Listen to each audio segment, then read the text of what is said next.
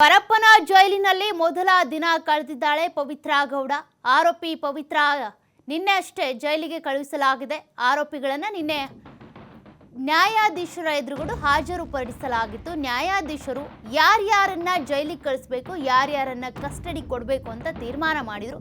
ನಿನ್ನೆ ಜೈಲು ಸೇರಿರುವಂತಹ A1 ಆರೋಪಿ ಪವಿತ್ರ ಗೌಡ ರಾತ್ರಿ ಊಟನೂ ಮಾಡಿಲ್ಲಂತೆ, ಸರಿಯಾಗಿ ನಿದ್ದೆ ಕೂಡ ಮಾಡಿಲ್ವಂತೆ. ಆಗಾಗ ಎಚ್ಚರ ಆಗ್ತಾ ಇತ್ತಂತೆ, ಚಡಪಡಿಸ್ತಾ ಇದ್ರಂತೆ ಪವಿತ್ರ ಗೌಡ.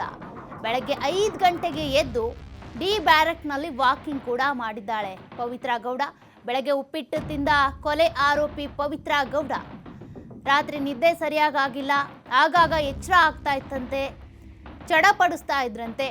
ಕೊಲೆ ಆರೋಪಿ A1 ಆರೋಪಿ ಆಗಿರುವಂಥ ಪವಿತ್ರ ಗೌಡ 2 ದಿನಗಳ ಕಾಲ ಈಗಾಗಲೇ ಈ ಉಳಿದಂಥ ಆರೋಪಿಗಳನ್ನು ಕಸ್ಟಡಿ ಕೊಡಲಾಗಿದೆ. ಅದೇ ರೀತಿಯಾಗಿ ಮತ್ತೆ ಪವಿತ್ರ ಸೇರಿದಂತೆ ಇನ್ನುಳಿದಂಥ ಆರೋಪಿಗಳನ್ನು ಕೂಡ ಜೈಲಿಗೆ ಕಳಿಸಲಾಗಿದೆ. ಈಗಾಗಲೇ ಇಬ್ಬರು ಮೊದಲೇ ಜೈಲಿನಲ್ಲಿ ಕೂಡ ಇದ್ದರು.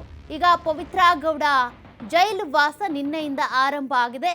ನಿನ್ನೆ ರಾತ್ರಿ ಊಟ ಸರಿಯಾಗಿ ಮಾಡಿಲ್ವಂತೆ, ಅದೇ ರೀತಿಯಾಗಿ ನಿದ್ದೆ ಕೂಡ ಸರಿಯಾಗಿಲ್ವಂತೆ, ಆಗಾಗ ಎಚ್ಚರ ಆಗ್ತಾ ಇತ್ತಂತೆ, ಚಡಪಡಿಸ್ತಾ ಇದ್ರಂತೆ. ಹೊಸ ಅನುಭವ ಅಲ್ಲ, ಹೀಗೇನೆ ಅಡ್ಜಸ್ಟ್ ಆಗೋವರೆಗೂ. ಯಾಕೆಂದರೆ ಕೊಲೆಯಲ್ಲಿ A1 ಆರೋಪಿನೇ ಪವಿತ್ರ ಗೌಡ. ಈಗಾಗಲೇ ಜೈಲಿನಲ್ಲಿ ಜೈಲು ವಾಸವನ್ನು ಅನುಭವಿಸ್ತಾ ಇದ್ದಾರೆ. ಇಲ್ಲಿವರೆಗೂ ಐಷಾರಾಮಿ ಜೀವನವನ್ನು ಅನುಭವಿಸಿ ಕೊಲೆ ಸ್ಕೆಚ್ಗೆ ಸಂಬಂಧಪಟ್ಟಂತೆ ಐಡಿಯಾ ಕೊಟ್ಟು ಅಪಹರಿಸಿ ಕೊಲೆ ಎಲ್ಲ ಆಗಿದೆ.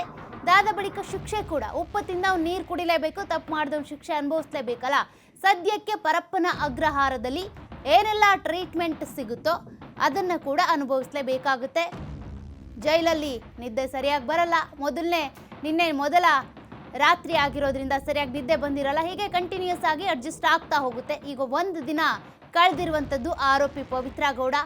ಇವತ್ತು 2ನೇ ದಿನ ಹೇಗಿರುತ್ತೆ ಅಂತ. 1ನೇ ದಿನ ದರ್ಶನ್ ಕೂಡ ಹೀಗೆ ಮಾಡ್ತಾ ಇದ್ರು, ನಿದ್ದೆ ಬರ್ತಾ ಇರಲಿಲ್ಲ, ಊಟ ತಿಂಡಿ ಮಾಡ್ತಾ ಇರಲಿಲ್ಲ, ಅದೇ ರೀತಿಯಾಗಿ ವಾಕ್ ಮಾಡ್ತಾ ಇದ್ರು, ಎದ್ದು ಓಡಾಡ್ತಾ ಇದ್ರು. ಇದೇ ರೀತಿಯ ಅನುಭವ A1 ಆರೋಪಿ ಪವಿತ್ರ ಗೌಡಗೂ ಕೂಡ ಆಗಿದೆ.